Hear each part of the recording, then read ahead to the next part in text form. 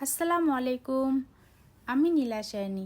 আজ আমি তোমাদের সাথে শেয়ার করব একটি দারুণ ও সহজ রেসিপি, বাসায় বানানো ফ্রোজেন রুটি।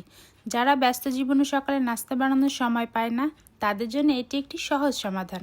আর কথা না বাড়িয়ে চলো শুরু করি। এখানে এই রুটিগুলো আমি আগেই বানিয়ে রেখেছিলাম। একটি করে কাগজ দিয়েছি আর একটি করে রুটি রেখেছি।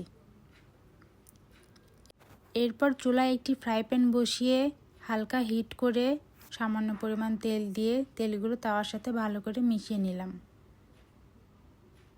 এরপর রুটি দিয়ে দিব। তেল দিলে রুটিটি লেগে যাবে না, কারণ রুটিটা ফ্রিজে রাখা ছিল তাই। রুটির এক পাশ হয়ে গেলে অপর পাশ উল্টিয়ে নিব। ভালোভাবে রুটিটি ছেঁকে তুলে নিব। এবার একটি পরোটা বানিয়ে দেখাবো। আগের মতোই রুটিটি দিয়ে নিলাম। তারপর অপর পাশ উল্টিয়ে তেল দিয়ে নিব, যেহেতু এটি পরোটা। এরপর আবার হালকাভাবে নেড়েচেড়ে উল্টিয়ে নিব। ব্যাস হয়ে গেল।